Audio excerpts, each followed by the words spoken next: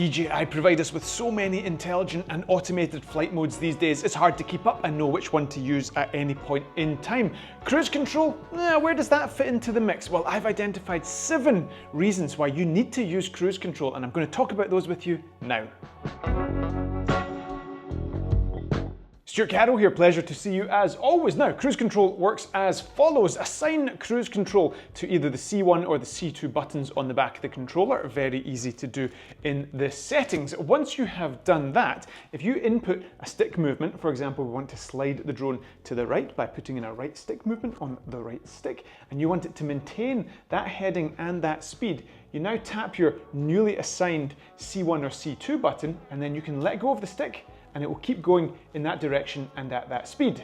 You can combine stick movements, tap the cruise control button, then off the drone will go in that predefined flight path. So let's say you were doing a droney, you were flying away at a 45-degree angle from your subject. The way to do that, you pull back on the right stick, push up on the left stick, hit the C1 button, cruise control enabled. And therein is our first reason why you want to be using cruise control. Take the droney as an example.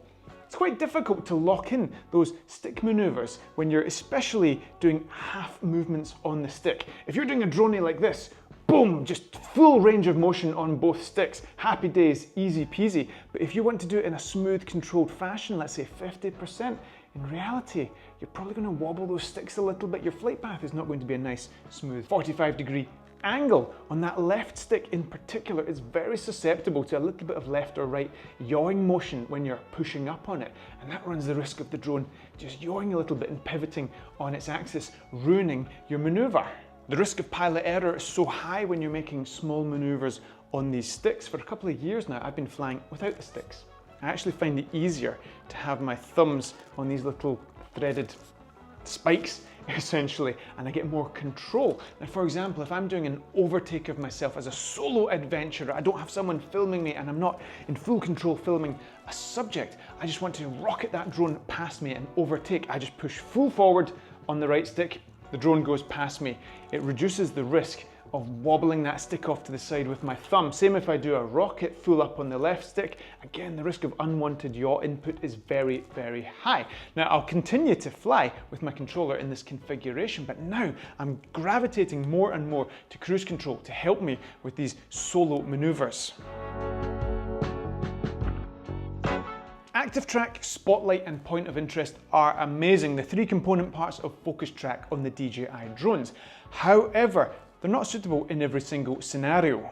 By definition, those modes require you to track a subject, which can result in absolutely incredible results, but sometimes it doesn't. Let's say, for example, you turn around. That can be enough just to knock the tracking off a little bit. And if you're going for a perfectly smooth point of interest rotation, for example, you're not going to get that smooth orbit that you were hoping for. When it comes to active track, the tracking works beautifully when you have a smooth moving subject with a fairly predictable pattern.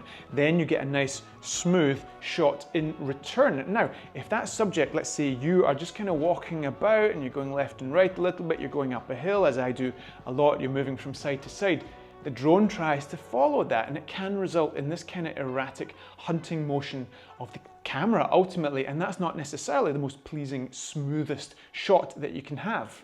In these scenarios, you could find an alternative with cruise control, because if you set up an orbit on the controller or some kind of forward or sideways or diagonal motion on the controller, like a tracking shot, hit cruise control, the motion of that drone is not bound to your movements as a subject. It doesn't matter what you do. Now, of course, you then need to time your movements and time your drone's inputs with what you're planning to do, so that adds other challenges. But at the end of the day, no matter how much you move around, how much you spin, it's not going to impact the end result of the drone's movement. A fantastic follow-on benefit of everything I've just explained is because cruise control maneuvers don't require any subject tracking, your subject doesn't have to be on the screen to begin with. Now, one of the best ways of making your shot more interesting or more cinematic is not to lay all your cards on the table in the very first frame. Introduce your subject into the shot. So set up your nice cruise control maneuver, some kind of orbit, some kind of tracking maneuver, but have your subject then come into the frame. It's so much more interesting. By definition, you can't do that with focus track because your subject has to be tracked from the very start of the shot. Introducing some kind of suspense and storytelling purpose by having your subject present themselves eventually in the frame is going to differentiate your work from pretty much everyone else's. Another great application of cruise control is if your subject is going to be obstructed by a tree, for example.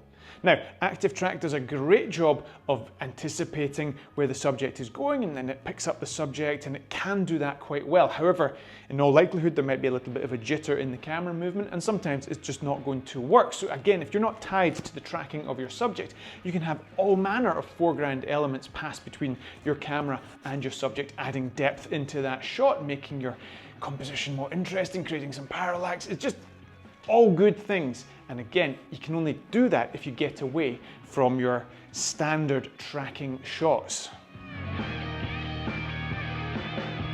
DJI's tracking capabilities don't work with partial subjects. So let's say I've got the 3x 70mm medium telephoto lens on the Air 3 and I want to do some kind of rotation or tracking of the top half of my body because I get this nice compression with that 70mm lens. Well, the tracking's not going to work for that.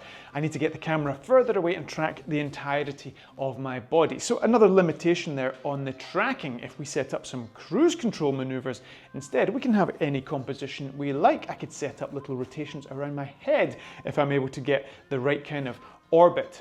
I'm not trying to slag off focus track here, but two more limitations of the system are it requires good light for the sensors to work. So if you're in a low light environment and you can't get a point of interest or a spotlight or something like that, you can consider setting up a cruise control maneuver.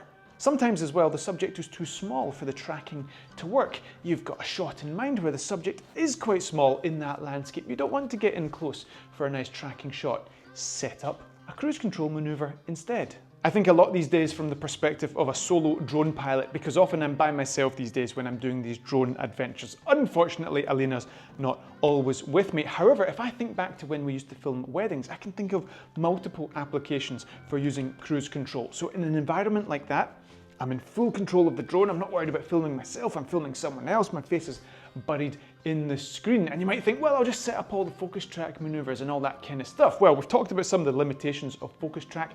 Added to that, it takes time. I used to film every single maneuver of a couple in a wedding with manual control. So I became quite good at flying manual orbits and all that kind of stuff. But nowadays, I would lock in those manual orbits with my fingers on the sticks and I'd hit cruise control.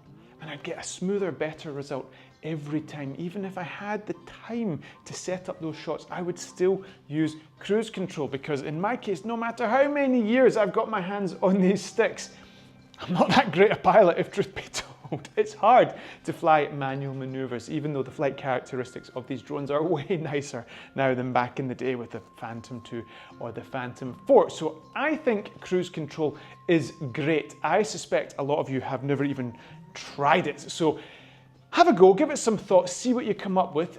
Do share your thoughts in the comments. We learn so much from you in those comments, so please do talk to us down there. Hope you found that interesting, and we'll see you next time.